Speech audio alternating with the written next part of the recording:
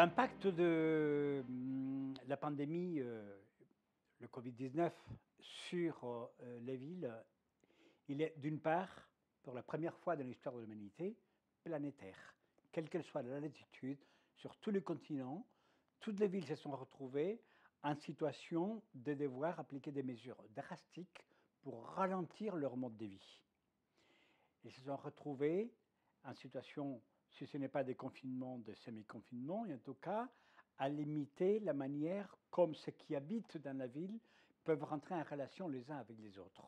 On va dire, si on veut juste résumer, que la question de la sociabilité urbaine a été mise en question.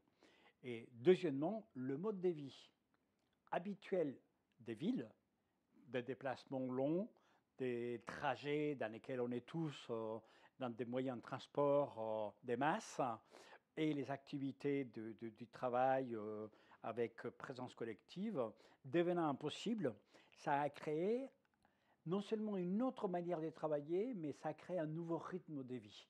Donc je voudrais résumer en disant, cette pandémie nous montre que finalement, malgré nous, d'autres modes de vie peuvent avoir lieu dans les villes et que cette sociabilité urbaine est quand même au cœur de ce que représente la ville, avec ses avantages et ses inconvénients.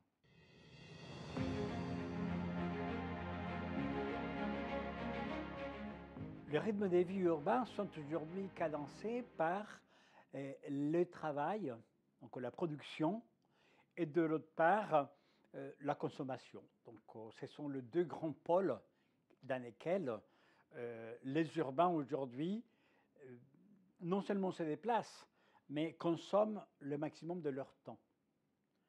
Donc, changer le rythme de vie urbain, ça veut dire que les mouvements pendulaires, qui représentent donc en moyenne quasiment 1 heure aller, donc 2 heures retour, donc multiplié par 5, plus de 10 heures par semaine, sont à bannir en quelque sorte, en tout cas dans la majorité.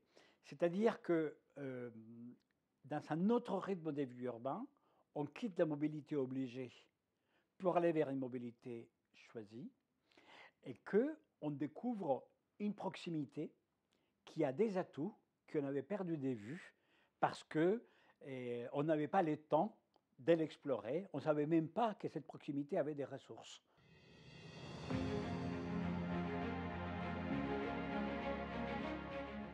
Cette pandémie, elle met en exergue deux choses qui convergent. Les changements climatiques nous obligeaient déjà à changer de mode de vie, mais nous nous refusions à les faire. Parce que nous éteignons à un mode de vie héritage du siècle passé. La pandémie nous y oblige. Et en réalité, on est dans une phase encore charnière dans laquelle nous devons totalement basculer sur un mode de vie pour lequel nous devons trouver de nouvelles solutions, mais qui sont à notre portée, grâce aux technologies, pour non seulement travailler différemment, mais également pour accéder à nos ressources, et pour accéder à notre sociabilité et pour accéder à une solidarité qui, elle, incarne cette transformation urbaine qui maintenant est en cours et qui, je pense, elle est irréversible.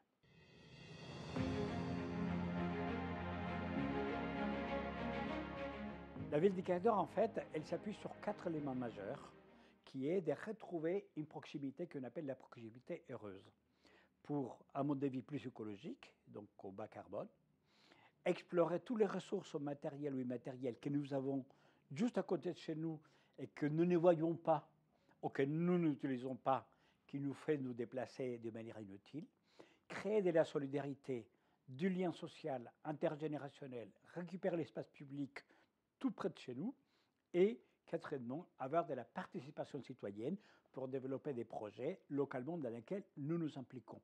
La ville des quarts d'heure, c'est une ville polycentrique. C'est une ville dans laquelle on veut faire un mélange, une mixité sociale, une mixité professionnelle, une mixité des genres. Et c'est une ville qui est guidée par ce qu'on appelle donc le commun urbain.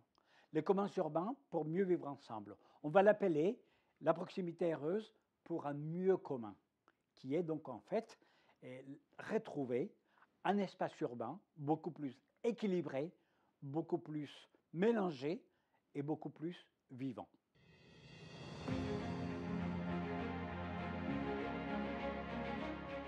Aujourd'hui, par rapport à la ville des quarts d'heure, nous nous posons dans une démarche dans laquelle on cherche à donner à la proximité un maximum d'atouts pour satisfaire un maximum des besoins qu'on appelle essentiels.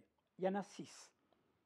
Habiter dignement, travailler dans les meilleures conditions possibles et tant qu'à faire dans cette proximité, s'approvisionner, donc pouvoir faire ses courses dans des circuits courts et d'une manière saine, s'éduquer à accéder à la culture, et les 6e, pouvoir s'épanouir et bénéficier donc de repos. Ce sont les 6 fonctions sociales urbaines. Le travail, c'est une des 6. La ville des quarts d'heure, elle cherche à maximiser les 6 fonctions sociales urbaines. Quand on parle donc du travail, effectivement, il faut identifier les travaux qui peuvent être donc rendus à proximité, ceux qui peuvent être dématérialisés, et le travail qui, lui, il n'est pas dématérialisable. Ce que nous cherchons, dans les cas où le travail n'est pas dématérialisable, c'est à désaturer l'espace public, désaturer les moyens de transport qui créent les mauvaises conditions. Si on désature en privilégiant le télétravail, en décentralisant le travail en proximité, en libérant cet espace pour que ceux qui ont absolument besoin puissent l'utiliser, on aura amélioré la capacité donc d'aller travailler là où ils le doivent faire ces personnes qui sont concernées. Mais le travail, c'est une des 6 fonctions sociales urbaines. Et ce que nous voulons, c'est que les autres 5 fonctions sociales urbaines soient disponibles. Des circuits courts, des commerces de proximité, de la santé physique et la santé mentale, l'éducation, la culture, l'espace public de proximité, non pas pour les voitures, mais pour des espaces de vie, les écoles ouvertes sur les quartiers. C'est un programme beaucoup plus vaste que uniquement le télétravail, que uniquement l'endroit où je travaille.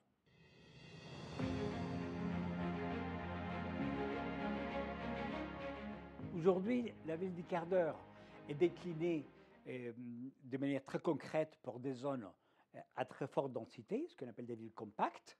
Les concepts pour les villes à moyenne densité ou à faible densité, on appelle ça les territoires de la demi-heure, c'est-à-dire c'est les mêmes concepts, 6 fonctions sociales urbaines, habiter, travailler, s'approvisionner, se soigner, s'éduquer, s'épanouir.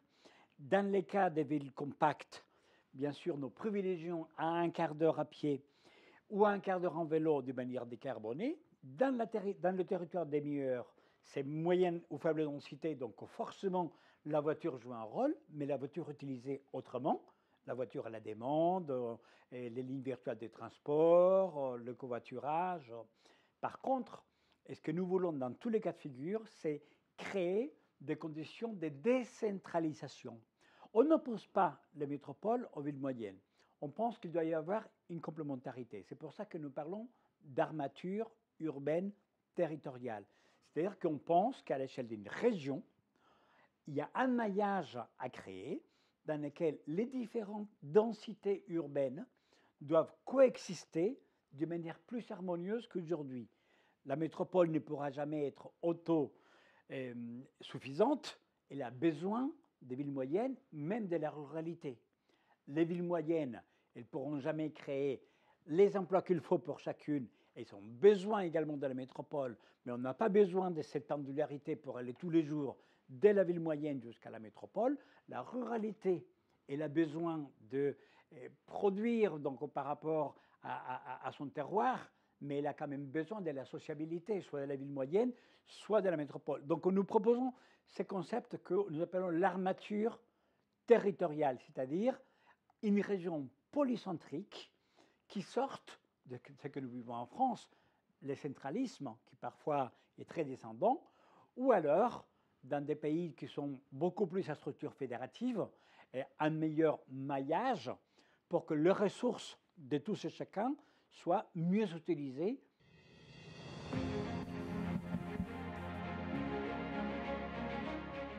Il y a quelque chose de particulier à cette crise, c'est que la technologie est vue à sa réelle place un outil très puissant pour créer de la valeur ajoutée par rapport au lien social et par rapport à la vie économique. Il y a quelque chose de majeur qui est en train de se passer, c'est que les risques de devenir des zombies geeks, c'est-à-dire des gens ultra connectés technologiquement, mais isolés socialement, il est un peu en train d'être marginalisé, parce que finalement, cette crise nous amène à être retranchés chacun chez soi, parce qu'on est ou confiné ou semi-confiné, et jamais il n'avait été aussi criant le besoin de communiquer, de s'embrasser, de se toucher, de se regarder, les droits dans les yeux, de trinquer. Mais on ne peut pas les faire. Et ce qui est intéressant, c'est que là, la technologie devient un vrai vecteur donc de cette approche, et que à l'heure où il y a beaucoup de débats, par exemple sur la 5G, et ben finalement les gens ils voient l'utilité, parce qu'il y a tellement de choses qui peuvent se faire avec la technologie que il ne faut pas s'en priver aujourd'hui, parce que c'est une grosse fenêtre pour se voir. On est en train de vivre un tournant majeur dans la manière comme la technologie devient vraiment au cœur d'un outil puissant pour améliorer nos manières de vivre.